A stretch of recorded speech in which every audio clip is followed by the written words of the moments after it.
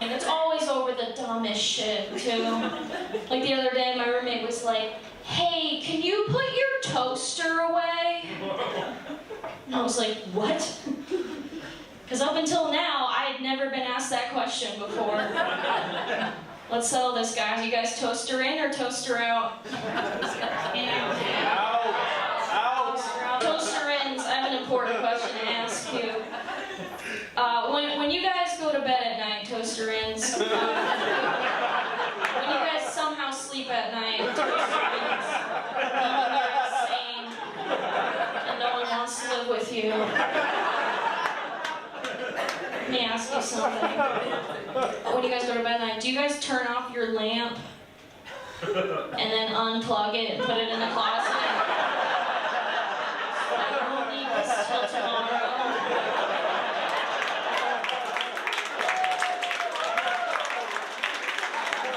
So do you have just like a funny family? Yeah, my family, like I grew up with like, my dad would come home from like a business trip and just tell this ridiculous story about what happened with the cab driver, and my mom would be like in tears laughing, and like we would go camping and go on like long road trips, and we would play improv games in the car. So my dad would be like, all right, Holly, you just published your brand new book and you're about to you're being interviewed for it. So we'd be like coming up with stuff on the spot, and like I want to meet your dad so bad. Oh my gosh. It was always characters. It was always just a very, like creativity was definitely prided in my house. Like it wasn't seen as like, you hear about the typical like, oh, you'll never make it in the arts. Like it was never like that. That was my next question, because everybody says if your parents are together, you're not going to be funny, or unless you went through tons of trauma, you're not going to be funny. Yeah, I don't know if I believe that. I mean, I hope it's not true. My parents aren't together now. They were together the whole time I was a kid and I was in high school, and then they divorced after I got out of college. So like a couple of years, probably like 1 or 2 years ago at this point. So it was like recent that they split up. So I mean, I don't consider myself like a divorced kid because I didn't really like go through all that. But now they're separated, so it's kind of like it's different. Do you think that changed your comedy at all? I mean, I have jokes about I had like jokes about it. I don't really do them anymore because they kind of looking back, I'm kind of past that level, like the jokes that I was doing. I mean, if I went back and like redid them, I could probably make them better.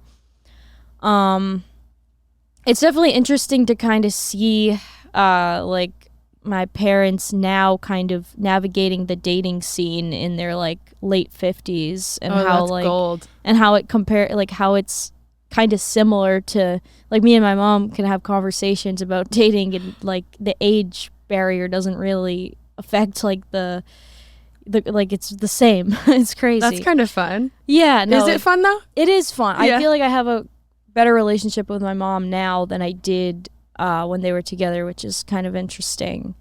That is interesting. That's beautiful. And so it's just kind of seeing, but also it's kind of interesting to kind of trace back their relationship and be like, when did it start? When did they start kind of having second thoughts about it and just kind of figuring that out? And I've tried to write jokes about it. I haven't really worked them out or done them enough times, but I've definitely been writing stuff about my parents' relationship from like my own perspective, and like hopefully I want to do more stuff about my family, because I feel like my comedy right now is still very two-dimensional, where it's like, here's an observation, all right, next joke, where it's not like I'm not delving into my actual experience. I'm just kind of giving these somewhat surface level observations. So that's, I want to do more with like my actual experience. Your own story. Yeah. Does it feel cathartic when you do get into that territory? Yeah. It's always, the first time I wrote about the divorce, I was like really nervous to show it to my dad, because I was like, oh, he's going to be like, why are you making fun of this? And I had never seen him laugh so hard. So Oh my gosh. it was really cathartic. Like when it's something that's actually when it's something that's actually real, and I'm like, you think the one person is gonna be upset about it, that's usually the person that's like laughing the hardest because they're actually, in it and experiencing it. Mm-hmm. It's kind of fun to be the butt of the joke sometimes. Or have your experience be the butt of the joke. I'm actually really bad at being made fun of. Okay. Really? Yeah, I actually don't You're enjoy one of the it. best roast battlers in Austin. Yeah, but I don't like, But you hate it? I secretly, I don't do that well with it. I don't know what it is. No. I've never liked it that. I think maybe when it's just like all the time, then I'm just kind of like, it's annoying. Maybe if there's like more of a balance, but I don't know. I don't want to say I can't take jokes that well, but it's not my favorite thing in the world, I guess. Is what You I don't would like your say. flaws being pointed out? I'm like more sensitive, and I was like, this is kind of unfair because I'm like ruthless, and then someone says one thing to me, and I'm like, oh, I didn't like that. Oh my gosh. Well, what are some of your favorite roast jokes that have been done against you? And it can be ones that hurt, or if you don't want to talk about that. Yeah. There was a guy that I roasted last week. I think it was last week. Michael Ridley. Shout out Michael Ridley. He's been on. We talked about y'all's roast. And he had a joke where he said that I look like a bunch of squirrels it was like my personality is just a bunch of like squirrels that got together inside of a human suit or something. Yeah. And I laughed at that. I liked that a lot. I thought it was. And then Heather Keith had one time where she said, I look like I call the cops on lemonade stands because they're competing with my lemonade stand. I like that one a lot. I think it really depends on like what it is. Yeah. Because sometimes I give out information and I'm like, oh, I really hope they don't do something with that. And I'm like, why did I give that out? I'll go back and like edit the document that I send to people. Be like, all right, I decide I don't want to make fun of this anymore. Like, Yeah. it really depends on who it is, and what I feel comfortable sharing. Yeah, those are definitely two favorites. Sometimes the judges are really harsh sometimes. Yeah. It depends on like what it is, but sometimes they just say stuff and it just stays with me for like, Oh, you're no. just having a bad day, you look in the mirror and then you just hear like an echo of like the and they probably don't even remember saying it. That's the worst part. Like to them it was just like a silly line, but to me it's like in the rest of my life. And I've done like that like banana phone heckle mic, and it's funny because people will like come up to me and be like, oh, that thing you said about this, and I don't even remember saying it, but now it's like with them, and I'm like, is this like good for people? Like, because I don't even remember making that joke. Like I was just probably looking for like the easiest observation to make in like 30 seconds, and they're like, oh, this is me now. And I'm like, oh, this is bad for people. Or not bad for people, but it was like it's just definitely something to think about. Like, oh, I need to be like careful with what I say because sometimes it sticks. Yeah. Well, because in roast battle, like you have more time to prepare, but a judge on roast battle or at banana phone, it's in the moment, so you don't have the time to carefully put together something that's well crafted and Exactly. nice enough.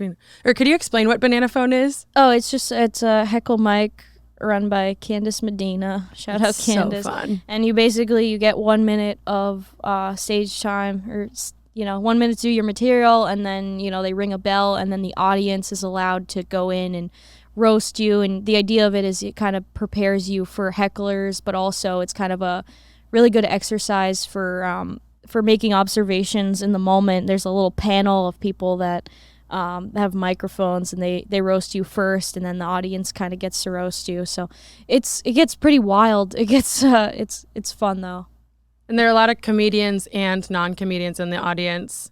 So I feel like there's always a few comedians who do really well, and then some audience members who just learned to heckle for the first time, and Yeah. Yeah. chaotic. It's hit or miss, you know, you never know what you're going to get, but it's definitely, for me, it's been a really good exercise because I'm very scripted. So it's given me a lot of confidence in like, oh, I can say funny stuff by making observations. I don't have to, it doesn't have to be something I've pre-written and rehearsed a million times. I can actually like, and I've started to kind of incorporate it into when I'm doing like regular shows to be like, oh, what if I kind of tried to make an observation about an audience member and just pretended that I was at Banana Phone and just kind of to kind of get out of that, because I have a really bad habit of just being super like scripted, and I know the time of this joke, and I like just very calculated, which sometimes kind of is a bad thing if you're not like loose and in the room. People kind of like are bored. So it definitely helps with confidence of just like, oh, I can be funny by making observations and like on command or whatever, like in the moment I can be funny also. Yeah. What are some other things or lessons or exercises or something like that that you think have leveled up your comedy throughout the past 4 years? Let's see. I do a lot of writing exercises and just like trying to like, I'll just like listen to something that like a set and try to like write it out and then try to think of like ways to make it funnier and stuff. I think traveling has definitely helped me learn a lot more about like just what type of, how, you know, audiences, different places are different, and just so obvious. Yeah, I think just like going different places and performing is like, it's exciting because you just never know what jokes are going to really hit and which jokes they're just completely not going to get. You know, every city's pretty different. I've done more traveling the past few years than I had before, but I still haven't done like there's still a ton of places I haven't gone yet. Where have you gone besides New York? I've done, well, let's see. I've done Boston. I did New Orleans last year. I did like a weekend trip or like a long weekend in New Orleans. What was the crowd like there? They just want to laugh. That was my experience. I mean, I did like mostly bar shows. I didn't do any club spots, but I did mics and a couple of bar shows. This was last March, I think. I actually went with Ben. Oh, fun. Shout out Benbo. Benbo. A lot of shout outs today. Yeah, so they love jokes, but they just love just things that are relatable, just anybody that's just with them in the room. Like, you know, it's all people that are just partying and having a good time. So that was my experience with New Orleans, is they just love laughing, you know. They're not looking for like the perfectly structured, perfectly timed, you know. They don't care as much about that as just like, are we all having fun? Just like, give me an opportunity to laugh. Yeah, for sure. It seems like some audiences are more like, I dare you to make me laugh. Yeah, definitely not there. Yeah. No, I'm trying to think, where else have I been? I did a week in LA last summer. I mean, I've been a bunch of places in Texas, Houston. I like performing in Houston. San Antonio's fun. Talking about how you prefer to be more scripted and stuff, I think you do such a good job of being very calculated and almost organized with your comedy. Yeah, I'm like disgustingly organized with it, which is kind of like, it's good and bad, I think, because, you know, it kind of takes away, you know, if you're too structured, it takes away from the fun. Because I'm also like just a very like silly person. Like when I'm talking to my roommates about something and I'm telling them a story, or I'm just like making up some ridiculous scenario, it's usually when I'm like frustrated with something that it comes out that I just start just being super silly, because it's just like, it's just how I relieve frustration. Yeah. And sometimes, like, you know, they'll say to me like why don't you do that on stage? Like, just do that thing you just, you know. I think everyone can relate to that. But there's definitely like a lot more of my personality that doesn't that still isn't on stage yet. Mm-hmm. I think it works for you though, because like whenever you're on stage, like I trust that Holly's gonna put on a good show, and that's not to say that like more chaotic comics, it's not to say that I don't trust them. Like I trust that they're going to have an awesome performance, but I don't know what's gonna happen. But with Holly, I know it's gonna be this, then that, then this, then that, and then a few tags that are gonna crack me up. You know what I mean? Like I trust you on stage. Yeah, that's a good it's good feedback. That's good for me to know that like people kind of know exactly what they're getting. Yeah. So which is, again, that's good. And also, you know, if you're not into that thing, if you want to be, I don't know, if you want to have more excitement, I guess. I think I get pretty bored with my act sometimes. I feel like the audience kind of does it too. I was like, I feel like there's more I could do here than, you know, I think.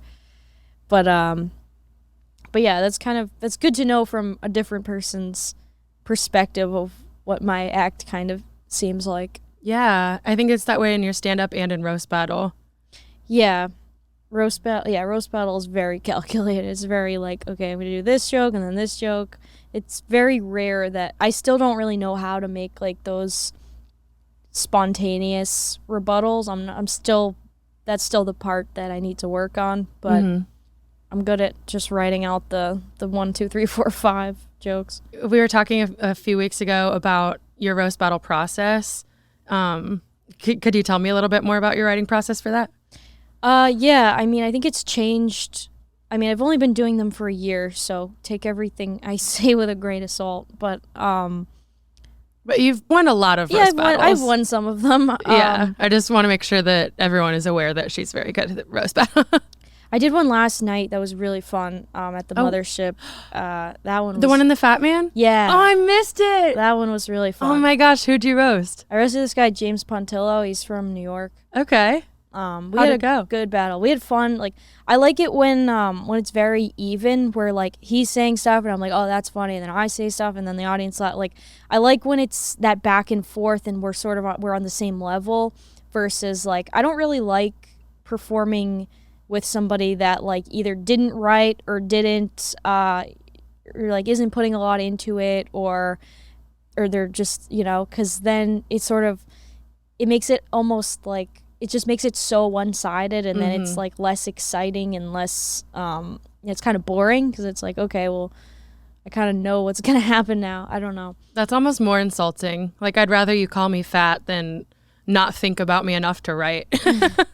I like when people like... I don't know if that's true, actually. Yeah, it's probably... I like when people like actually kind of make jokes about who I am versus just like that I'm a white woman. I think that's so like...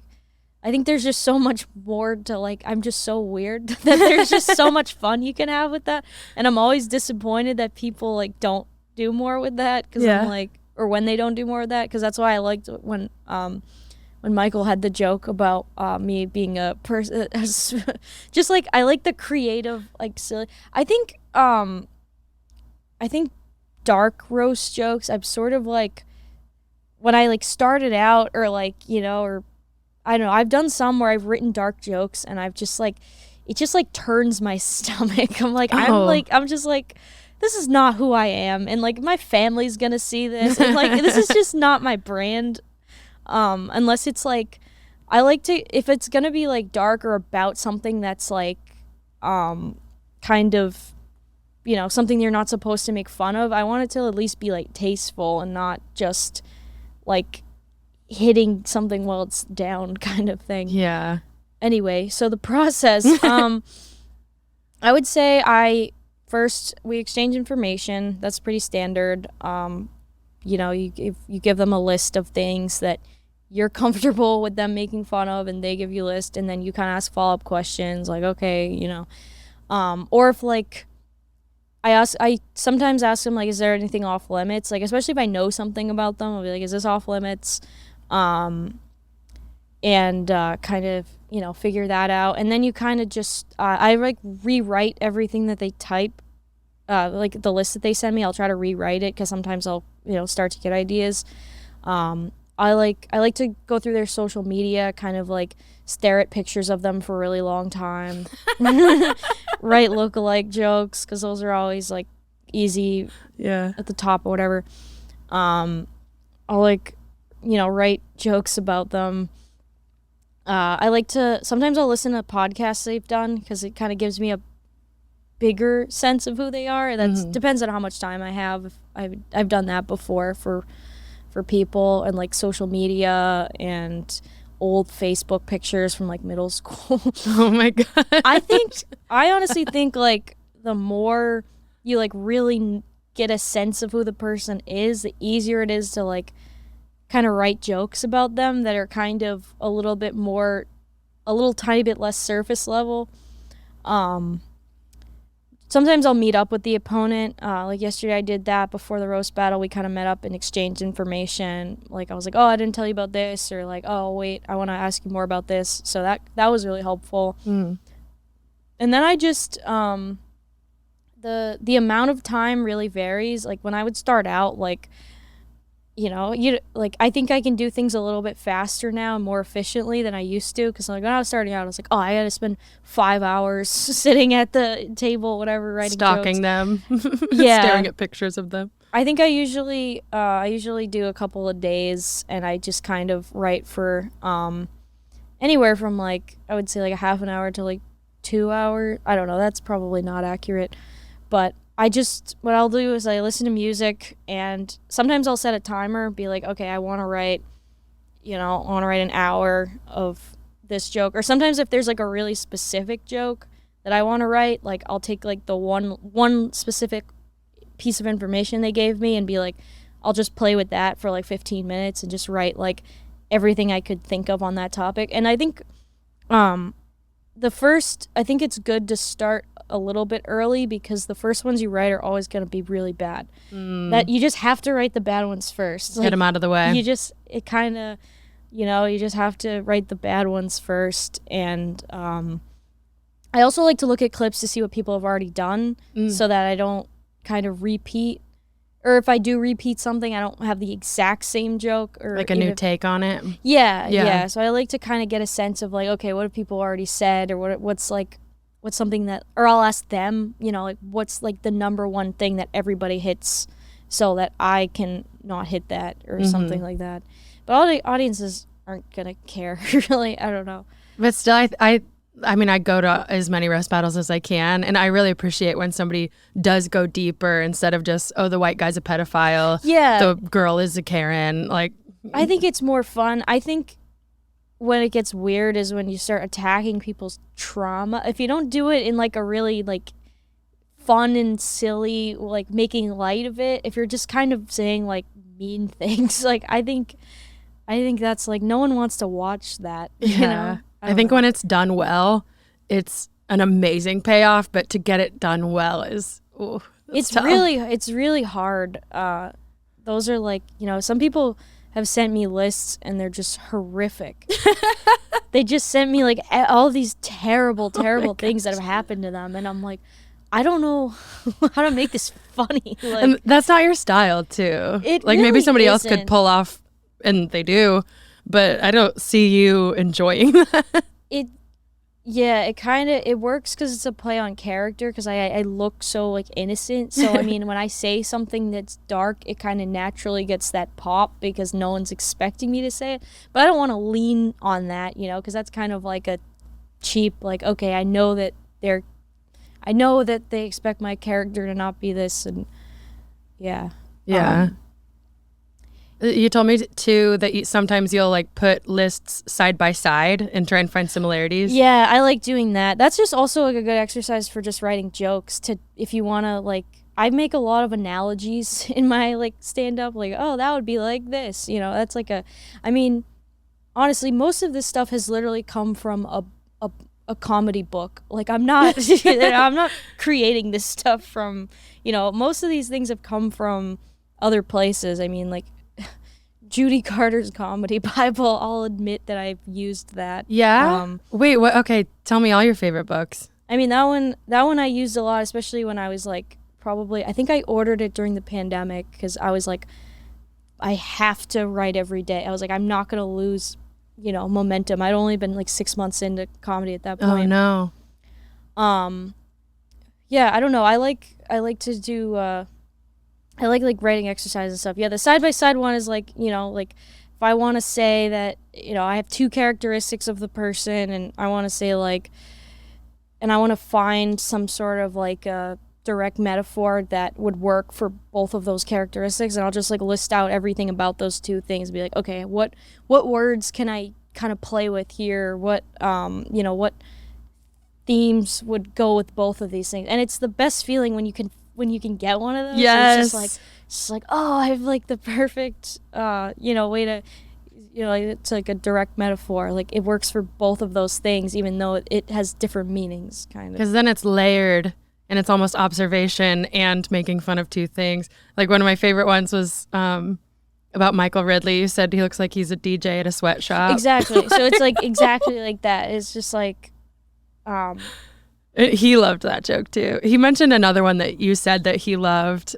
I'll have to watch it again, but so good. The thing about roast battles, though, I feel like, again, I've only been doing them for a year, but I watched a lot of roast battle clips, and like I went crazy with this last year. I like really got into it, and that's how I get into everything. Whenever I'm into something, I'm like, oh, this is me now. Yeah. That's just kind of how I approach things.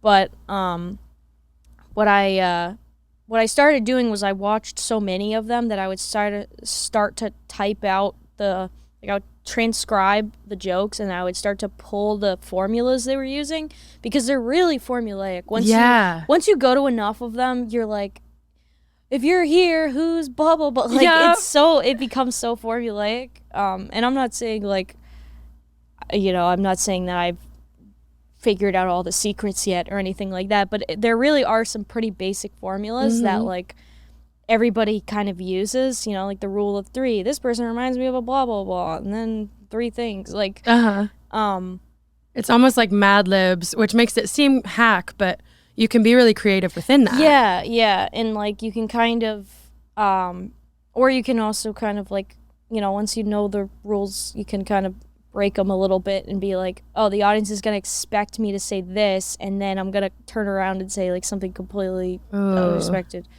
You are so organized with all of this. I'm so impressed. Yeah, thank you. Yeah, I do.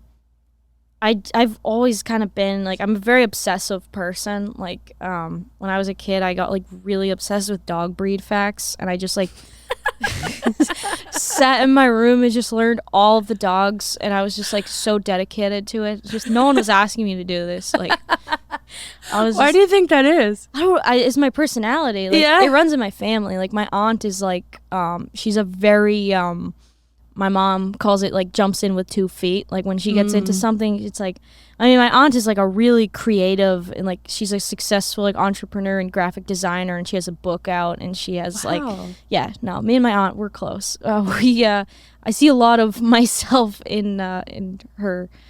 Like that hyperfixation. Like, this is my thing now. This is my personality. This is what I spend my time on. Or not even like, I wouldn't even say. That's me projecting it. That's what I do. Yeah, like it is a hyperfixation, but it's also just like you just get so like excited about it, and you're just passion. Yeah, you're an artist. It's fun. But yeah, when I was a kid, it was horses, and then it was dogs. You were a horse girl? Oh yeah. Oh yes. Yeah. I was only in like elementary school, not like in high school. But in high school, I was obsessed with cross country running. That was my every phase. I've gone through so many phases. Yeah. Like I was really into karate at one point. Like, I see. I've never known this about you. I was like 9 years old, and I was like super into karate, and I was like convinced that I was gonna learn like proper self-defense to find. It's like 54 pounds, and I'm like, I'm gonna to see you try when and the kick intruders somebody's come, they're gonna be sorry. Like I would just get super into stuff, and I would just be really like, just like really elaborate with it, and like with the dogs, like I learned all the dogs, and I would like learn facts about each one and draw a picture of them and make like a fact book, and just like I just loved it. So you're kind of a nerd. Yeah. Yeah, for sure. For sure. That's awesome. It seems like that really is part of your superpower in comedy. Yeah, it is. And sometimes when it doesn't work for me, I'm like, oh, I can't lean on, like, I can't just be, when you're not into that style of like nerdy processes of comedy, when you want somebody that's like, you know, like, I don't know, not that, it's kind of like, oh, this isn't going to work for me. Yeah.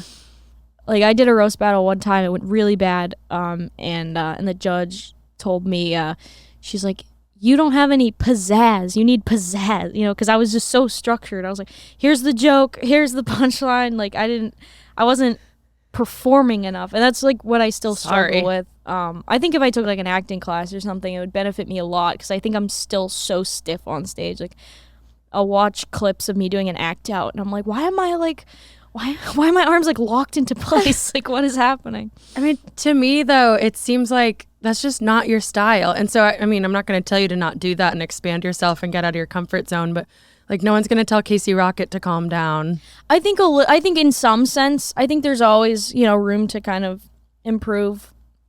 Yeah, but I definitely get what you're saying. Like, I'm never going to be that comic, you know? Like, Yeah. I'm and not, you don't need to be. It's working for you, what you're doing. I'm not that high energy in general. Yeah. So I feel like, you know, I don't want to surpass what would be a normal amount of energy for me. Mm-hmm. Like, sometimes I like going on stage and just, if I have to follow a really high energy comic, I'll just be like, and I don't know if this is what you're supposed to do, but I'll just be like, I'll just kind of address that this is not going to be that, just because I feel like if I try to mirror that, it's just not going to work. Like, hey, like, it's just even when I think I'm like, oh wow, I was so high energy, and then I listen to the tape and I'm like, hey everybody, like, it's so, it's still not there. And then I was in my head, I was like, oh, I was so like, I was on fire. And it's still like completely monotone. I'm like, what am I? I'm like tone deaf to like my own.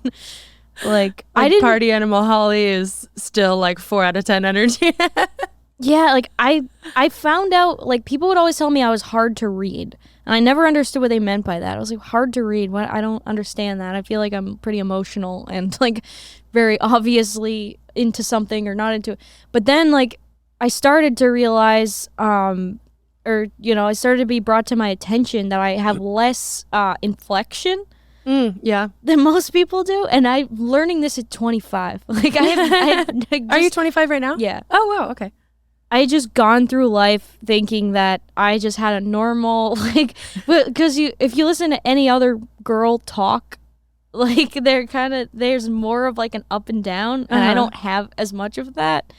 So that's what I kind of learned about myself because I used to hate the sound of my own voice. I could not listen to anything with my voice in it. And then obviously I had to get over that when I started doing stand-up, and I would listen and I would be like, oh, this is what other people are hearing. Or like, yeah. That's what I like doing podcasts too, because sometimes I would listen back to them and just like kind of hear myself in a normal conversation and be like, and it all started to like click, and you're like, oh, I think I get what people mean now. Like, yeah. That's interesting. Yeah, it's like watching the podcast back and watching my stand-up clips and stuff. I've realized I get more monotone too. Do you think that that's a stage fright thing? Yeah. Okay. I think it's a normal thing to kind of, I think everybody kind of knows what's funny about their friend before they do. And like you watch your friend, you listen to your friend tell a story off stage or whatever, and you listen to them go on stage, and you just hear this you hear like you feel like a switch turn, and you're like, oh, that's not completely them. And yeah. I mean, I've heard things, I don't know which sources to cite, but what book, what page? It said like 8 to 10 years is like where you find your voice. So it takes like a really long time to break out of that. Like, and I think you kind of experiment. How long have you been doing this for now? Like 6 months. 6 months. Tops, Yeah. So you're brand with breaks new in between where I got really scared. Yeah, I'm brand new. Yeah. So like, I mean, you're going to experiment with like a lot of different voices, and, you know, I'm still like, and just the thing that I've like learned about comedy so far is that it's literally like micro progress. Like, you're like, oh, I'm doing the same thing, and then you listen back to like a set you did like a couple months ago, and you're like, oh, I actually changed this like like it's so gradual, like how it takes a really long time to change, you know, to get out of like habits or to like get more comfortable. Like it's just happens so gradually, and you always want it to happen faster than it does. Yep. But, I've noticed that I overcorrect too. what do you mean? Like I'll notice that I was too blank, and then the next set I'll be like, don't be blank. Like my very first set I ever did, or my very first open mic I ever did, I went so dirty. Yep. I can't even watch it without wanting to throw up, because that's not me, you know. But I thought that I had to be that, You're because like, normally this I'm is so comedy. sunshine. Yeah. I have to talk about, you know, sex and trauma, and like, no. Yeah. No. Yeah. The first, you know, your first set is just like, you did it. You got up there. It's done. It's over. Yeah. No. I mean, I'm still figuring out a lot of. It takes just years and years. But do you think there's any way to speed up that process? You know, like paying closer attention, or I've heard to like watch or listen to your set right after it every time. Like, what other hacks like that can speed up the process, even though it still stays pretty slow? I don't know. I mean, I think I've made some progress. I think there's still like a long way to go in terms of like becoming comfortable on stage. I'm trying to think, like, I mean, I think just like repetition, just the more, I think just like what anybody will tell you is that the more often you get up, the easier it is, because you're more comfortable. Yeah, definitely listening to your set. The thing I don't do as often as I should is watch your set, but you turn the volume off. Oh, so you're only watching your body language, because your body language also has a lot. So you might be thinking like, oh, that joke is bad, like the audience didn't get it or whatever. But then you look at the tape and you're like looking down, or you're like backing up, or like you're not confident in it. Like that's also like watching, like body language is also like leaning in when you say like a punchline, or like making eye contact. Like there's so much of it that's body language, and obviously I struggle with the eye contact, but still working on that part. But there's just like, so even just like, I mean, there's like so many things you can do. I mean, just like listening to your set. I like to write out like, you know, if you want to go absolutely insane with it, I like to write like what got a laugh, and like I used to like rank the laughs. I don't really have that kind of time anymore. God, I love you. Yeah, it's like 1 to 10. Nutcase. No, I got it from the book, actually. I think I got it from the Comedy Bible book. But you can rank like, oh, that got a 2, that got a 3. I think I ranked them like 1 to 4 or something like that, and I'd be like, okay, this kind of got a laugh, because then I could kind of recognize patterns of like, okay, this keeps getting a 4, so there's something about this line that keeps getting a 4 or keeps getting a 3, and then it just kind of like, okay, what is it about this line, you know, and then just kind of.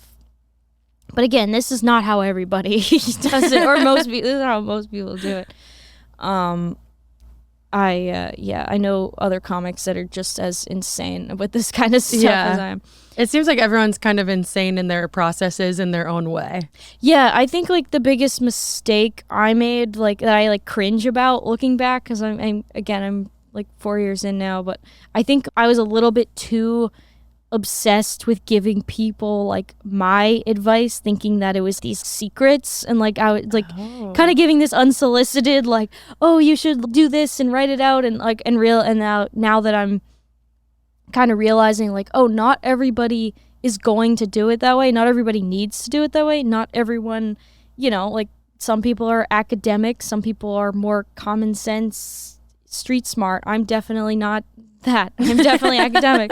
So for me that works, but for other people, like that's, you know, so I feel like you can't really assume that the way that works for you is necessarily going to work for every person you like tell or whatever. If people ask me like, what do you do, then that's fine, but I like regret you regret your own advice. The conversations I was thinking about this morning for some reason. I was washing dishes and I was like, oh, imagine all the people that have had to sit through me giving them unsolicited comedy advice about like, and then you gotta rate it 1 through 8, and then you gotta highlight it blue if it worked. Like, just like my It must be blue ridiculous highlight. strategies. I was just like, oh, I'm so sorry. Like, That's why I've loved just the Austin community and doing this podcast and just conversations on the patio at Creek, because everyone has great advice. And excuse me, I've been able to, not disregard advice that I think is bad, because all of it's good advice, but like your process is different than other people's. yeah. And like, I am going to go home and watch it with it on mute, and I'm going to rank jokes and stuff.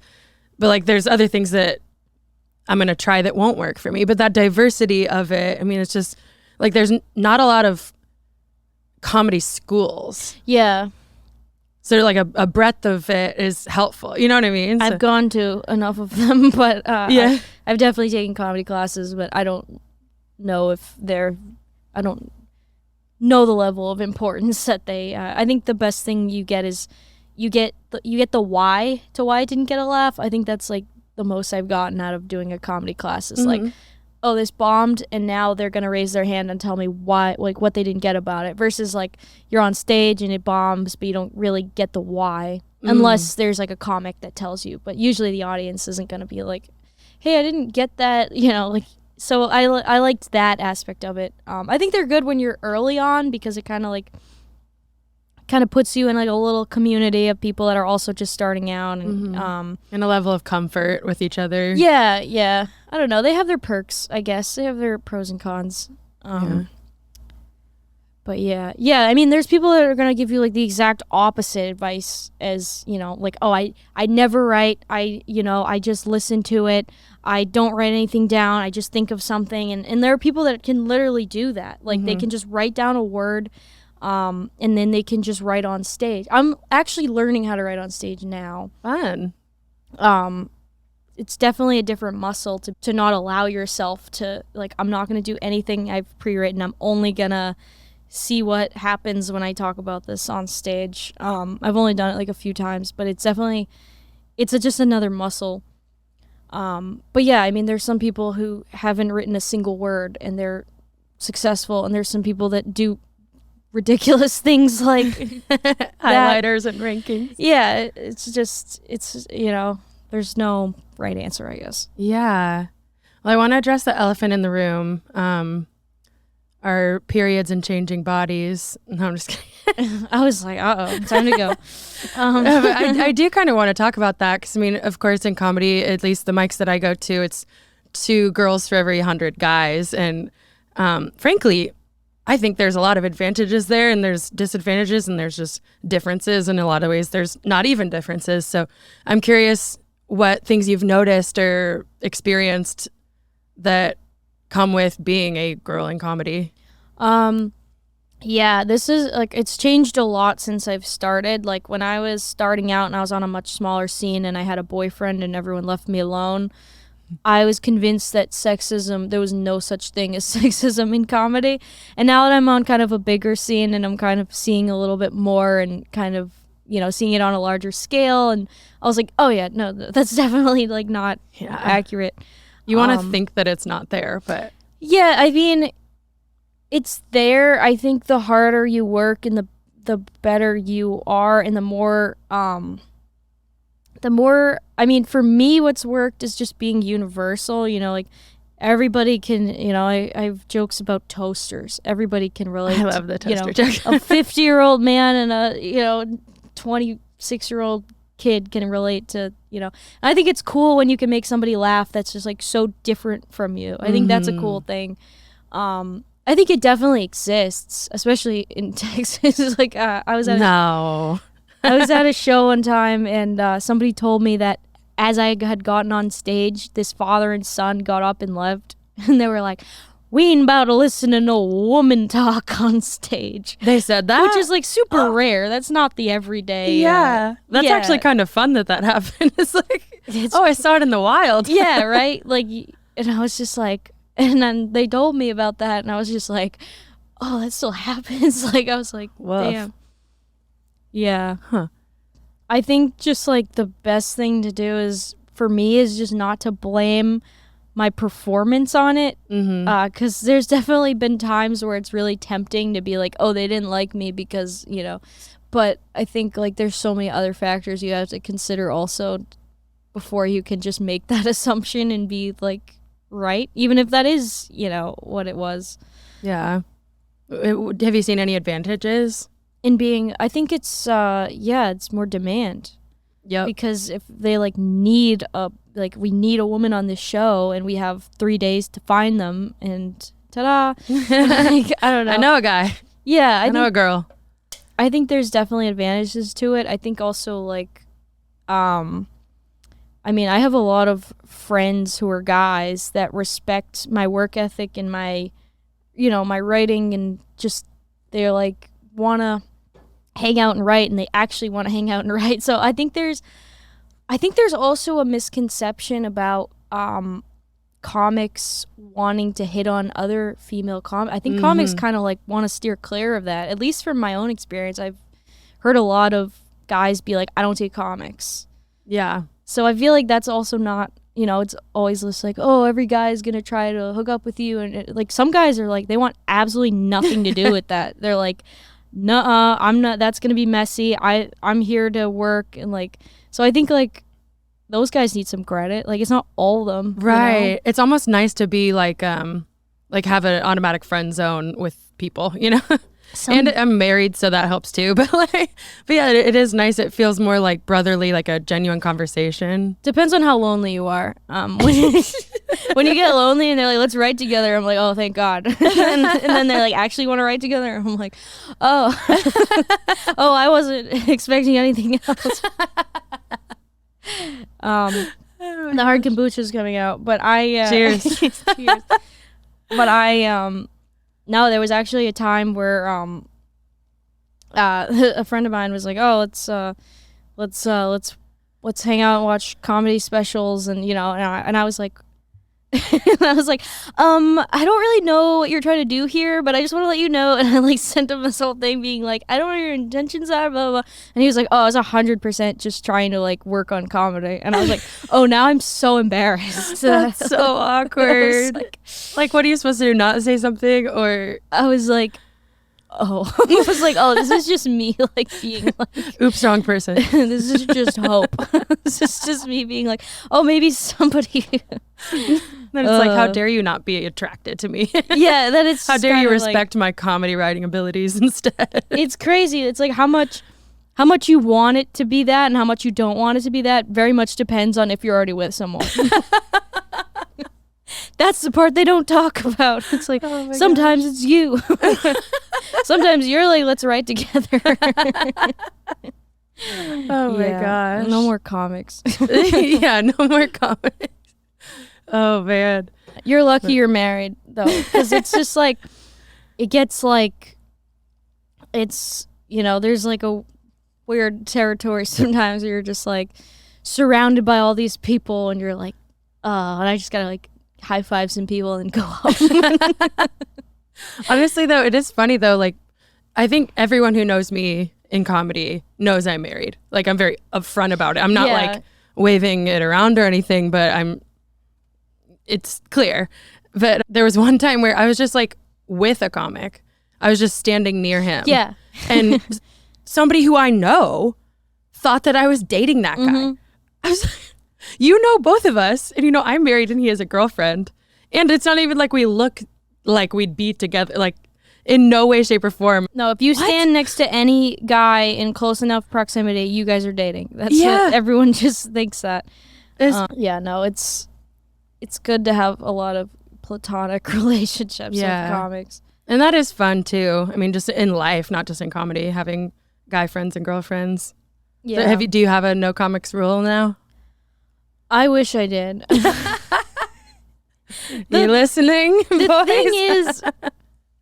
The thing is, I have a very weird personality, and I've gone on a lot of I've gone on a lot of dates this year on like dating apps and stuff, and just been like, I'm just gonna be myself, and I've just gone way too far in, and I just like, it's just been too much, you know? I don't know. I feel like it's hard to say. I mean, I don't have like, It really depends on the situation and like the person. I think it's not a great idea, but also like I get it. Yeah.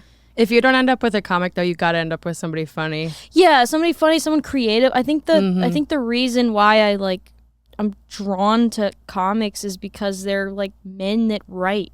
Like what men other than like those pretentious men that are like, "Oh, I wrote this novel." Like, I don't know, there's This shitty poetry. and what was also like brought to my attention is like with comics too, like we share really personal stuff, you know, and you get to sort of like a more vulnerable and personal place with that person. So it's really easy to like mistake that for intimacy because you're learning all this, like you guys are learning all this stuff about each other, even though you have a, like, it's a very complicated thing, honestly, because it's just like, you know, all their like insecurities, and it's just more personal than something you would talk to with like your coworker on lunch break or whatever, you know? Because they are your coworkers, but the work that you're doing is telling the world about your life. Very personal, yeah.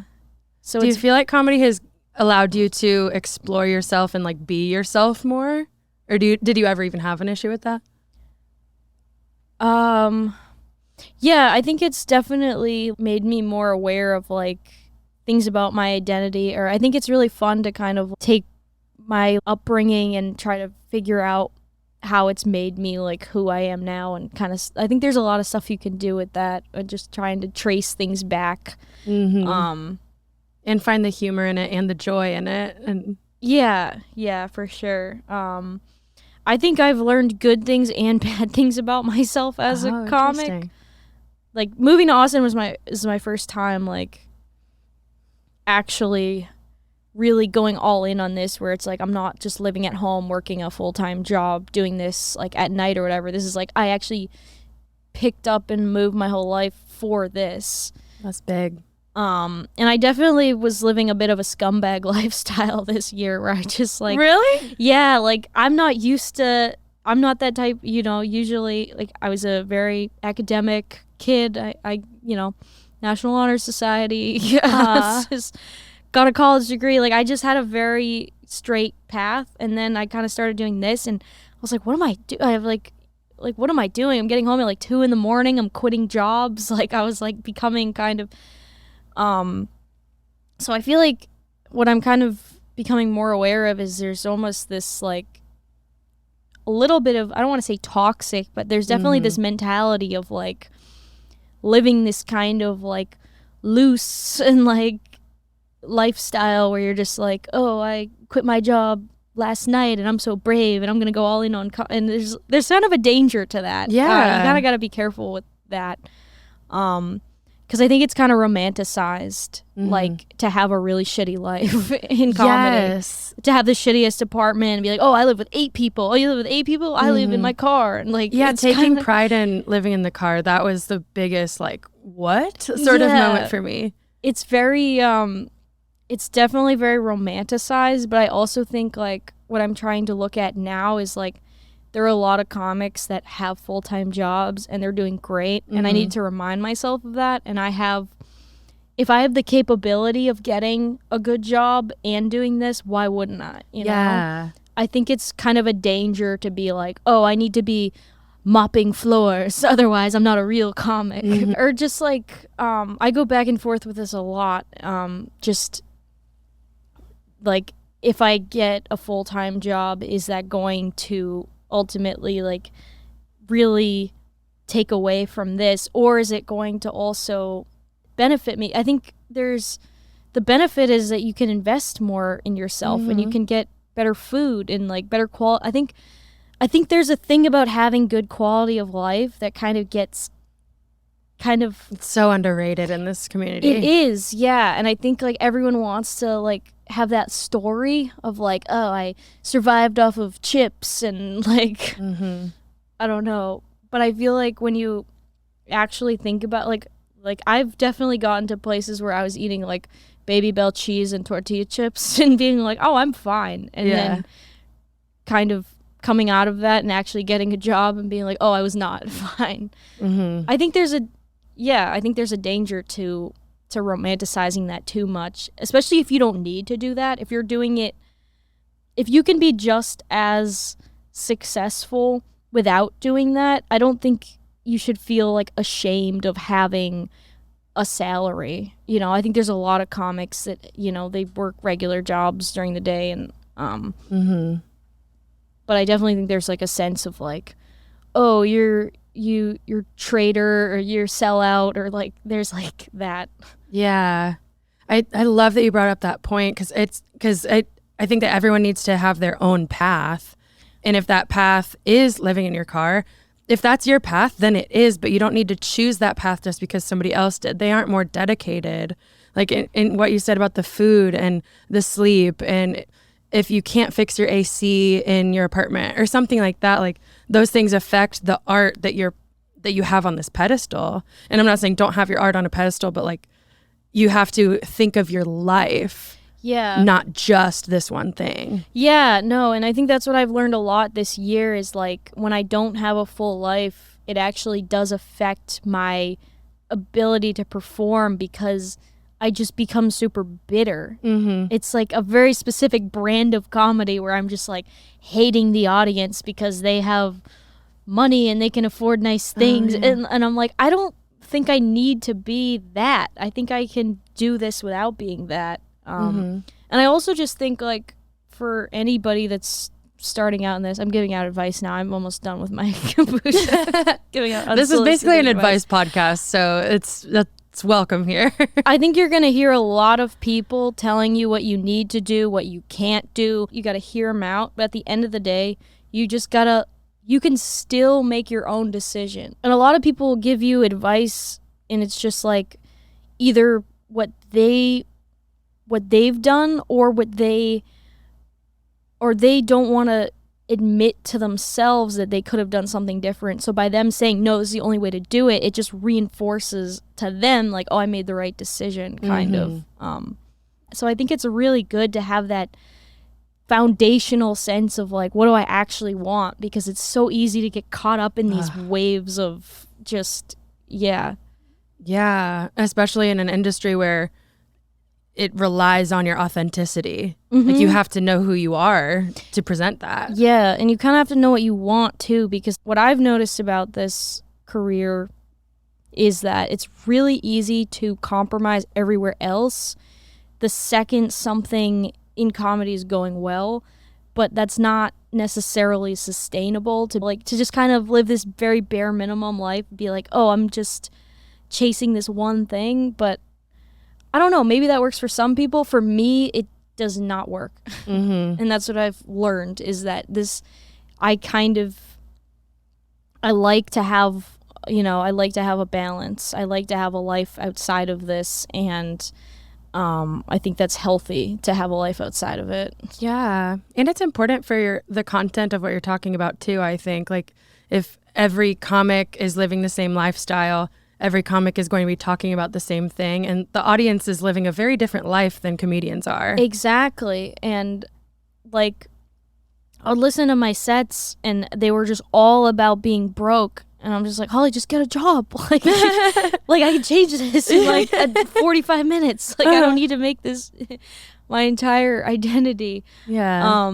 And some people relate to it, but like some people don't. Yeah, it's just me yelling about how I can't afford like gas, and the audience is just like. Yeah, I'm trying to incorporate things because I think that in this phase, I've kind of been like playing the role of a comedian. You know what I mean? Like, oh, complain about this or whatever. And I just think about my life and career and stuff. And like I've worked in politics. I have pursued music and stuff. And I'm trying to talk more about that. Yeah. And it's kind of hard. You should. That's exactly what, anything. Yeah, and that's what's going to make you stand out too. Like if you have knowledge about something that other people don't have knowledge about, that's going to be way more interesting than you just pretending to be dirty, even though you're not, like. Pretending to be dirty is not cross that off. Thing. Yeah, we've tried it. We've crossed it off. Yeah. I've never been dirty to a point where now I can't even do it. Really? Like, where now I feel almost like I got trapped in the like some people get, they get that reputation as a dirty comic. I have the opposite now. I have the reputation as a clean comic where I try to be a little dirty and then I listen back to it and I'm like, oh, that's so cringy. Like, it sounds funny. Well, I like that though, because I mean, so many people I've talked to kind of talk crap about clean comedy. We start talking about clean comedy and I said crap instead of shit. But like, I would never have thought of you as a clean comic. And I think that's because you weren't trying to be one. You're just trying to be yourself. I just think there's more interesting things about me and about my life than that. Like, eventually I'm sure I'll have some sex jokes or whatever, but I don't know. I like making, especially as like a female comic too, because there's such like a little niche in like not being that it's really easy to get work, because if you're talking about something that's different, it's a lot easier to stand out In your own lane. Yeah, it's kind of like I found this little pocket and I kind of like it. And sometimes It's it makes Holly's pocket. It's Holly pocket. Yeah. And sometimes it makes me feel like a tiny bit trapped, because then it feels like, oh, well, now I kind of can't be dirty because now I have this reputation as being a clean comic, but also, I don't know, I think it's just more universal. I don't know. I think there's just like something cool about talking about something that a 75-year-old man and like a 19-year-old, I think there's just something cool about that. I just like it. And I wouldn't describe your comedy as like dainty. No, it's not like Christian clean. Yeah. But I mean, also there's money in clean comedy. That's what people forget. Cheers to that. There's money in clean comedy, and clearly I'm doing so well at making it. But yeah, like, it's definitely a niche. Well, I mean, are there other bits of advice that you have that have kind of come up throughout this before we like wrap up the conversation? This I want to keep going for 2 more hours. Interesting to listen back to. Yeah. Halfway through, you're gonna be like, "Oh, that's when she finished the what? kombucha." Oh. And it's only one kombucha. Yeah, I know. This is such Those a things clean. are pretty strong, though. I have to say, They are, yeah. those things Should've eaten get more you a today. good buzz. I feel like 2 wine moms. I know. What was it? Advice? Yeah, any advice or like just has anything come up that you're like, oh yeah, that'd be good to mention? Advice for who are we giving this advice for? Just the listeners? To me. For you? I'm 6 months in. I'm getting better, but I'm bad.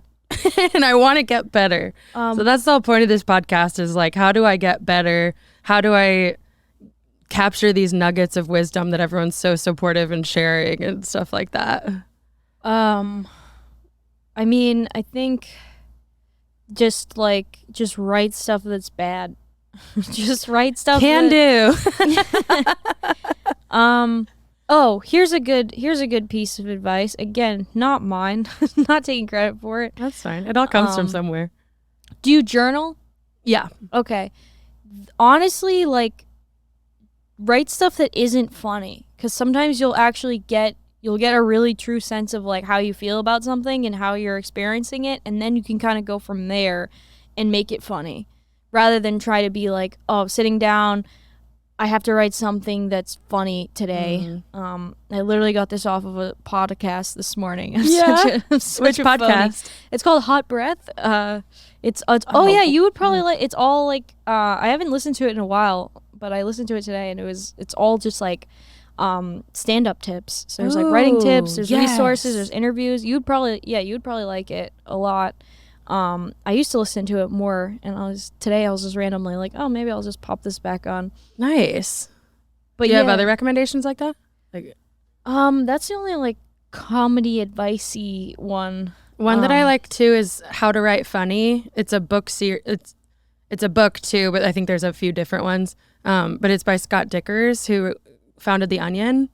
Okay. And like the book and the podcast are not funny, but like that's kind of what this is modeled after, just like talking about comedy. Yeah. Yeah.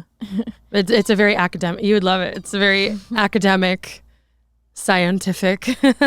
Oh yes, I've done many of the books, many of the courses, Yeah. all, but I don't know. I think just like pay attention to like what people laugh at. I mean, it's so cliche, but like, what do people laugh at when you're like at a dinner party and you're saying like, just like, do you have like open your iPhone Notes app, make like a little jokes thing, and just like something you say somebody like laughs at, just like make a little note like, oh, this thing, this story, or whatever.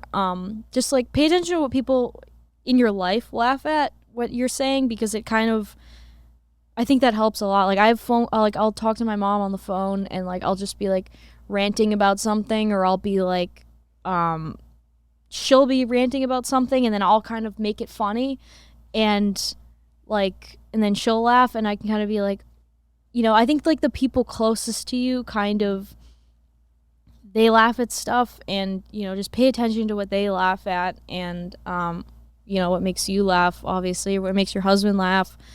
And I think just like not having this idea of like, this is comedy, I need to write XYZ, just kind of, you know.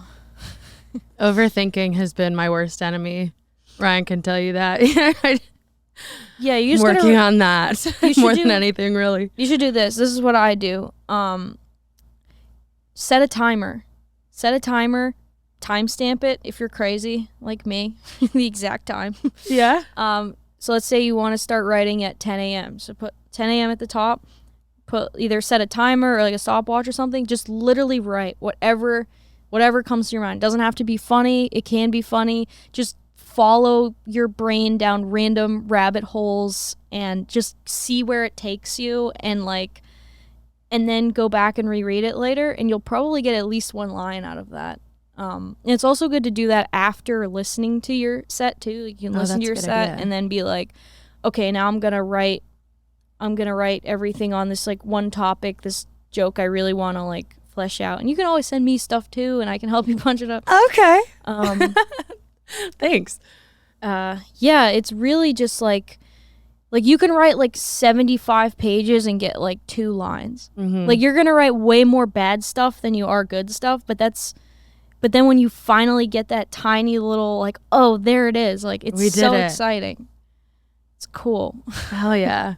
I've done that before, but I don't do it often. Yeah, or what I'm trying to do, I managed to do this 3 days in a row, which I was really proud of myself for. Nice. But and I have yeah, so if you're writing so if you pick a time of day where you're like, this is the time where I'm like really creative, or like really, or like I'm free, and just kind of pick a time of day. It could literally only be like 10 to 15 minutes, and just set that time and be like, this is the time that I write. It'll actually like, it's actually really good to have that like that habit. You just even put it in like a Google Calendar, or like, you know, a reminder like, okay, 10 a.m. time to write.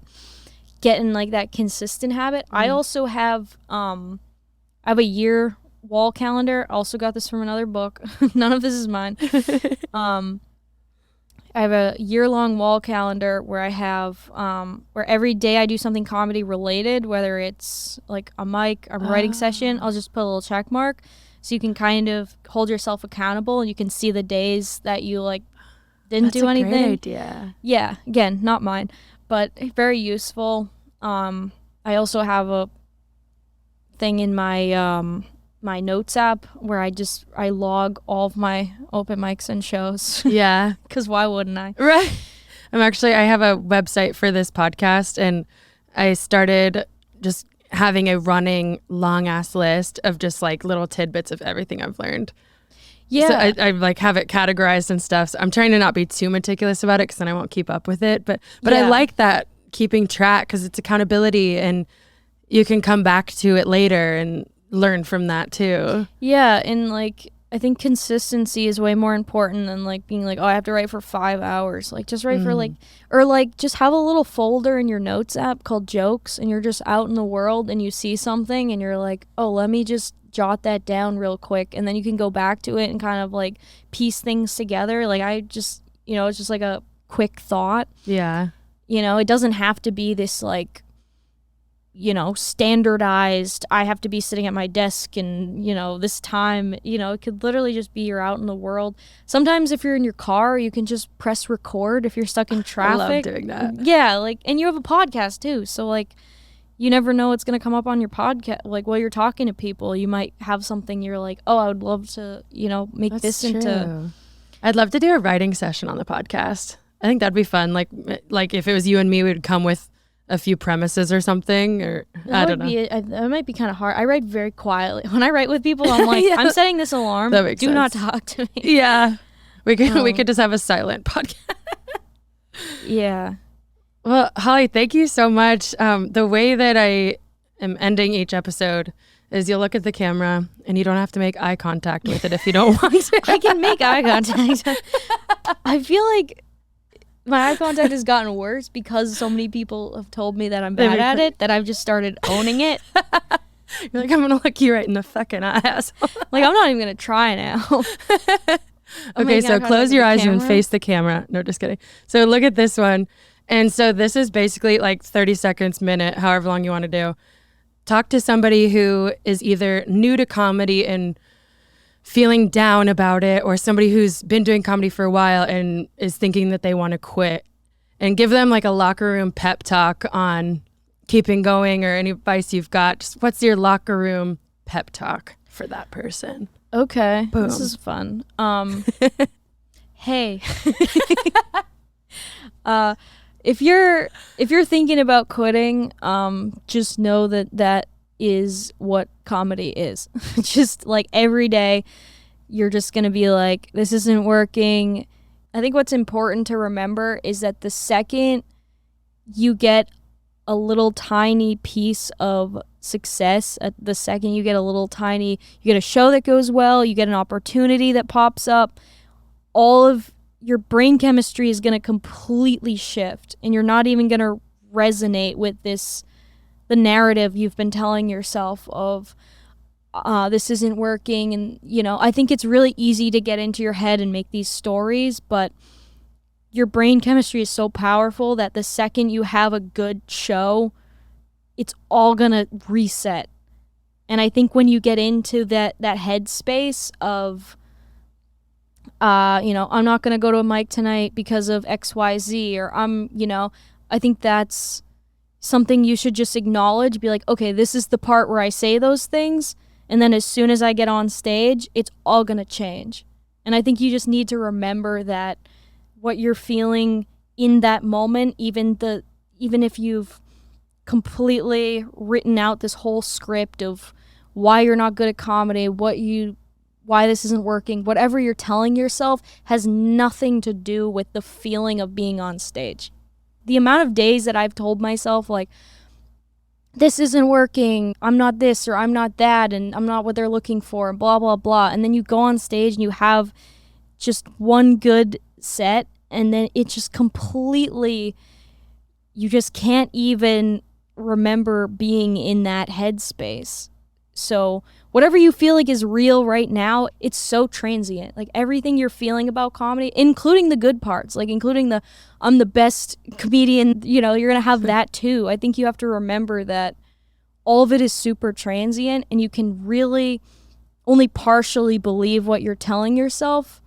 You can acknowledge it, but you can't let it stop you. You can say like, I don't need this mic, I don't need this stage time, this show's stupid, blah blah blah, but the second you get on stage, none of that even is gonna even resonate with you. So you can have those thoughts, like you're gonna have them all the time. It's gonna constantly reset. Even after having a really good show or really good mic, you're still gonna go right back to zero the next day and be like, start all over. And just know that that's completely normal. But the more often you just tell yourself that, like, hey, this is all gonna change once this happens, I think it's a good way to just hold yourself accountable for getting that stage time. Because it's like going to the gym. There's always going to be that resistance. I don't need to do this, I have this other thing going on. But the second you get there, not all that just gets tossed out. So just remember that. Woo! I love that. I love that transience. The good and the bad. Neither one is permanent. Yeah. Well, thank you, Holly. Do you have anything you'd like to plug? You can follow me on Instagram at holly.johnston_. My YouTube channel is going okay. It's a good one. You should check it out. It's mostly stand-up clips. If you type in Holly Johnston comedian, you should be able to find it. Yeah, the only other thing I have is Facebook, but no one cares about that. So Friend Holly on Facebook. yeah, friend me on Facebook. Look through all my middle school cross-country photos. Are there horse photos on there too? No. Bummer. No, too bad. Those are hidden away. But yeah, that's it. Thank you so much again. Thanks so This much, was so Caroline. fun. I want to do this again already. Yeah, let's do it. Let's do it right now. Yeah. Another 2 hours. Too. Lock in.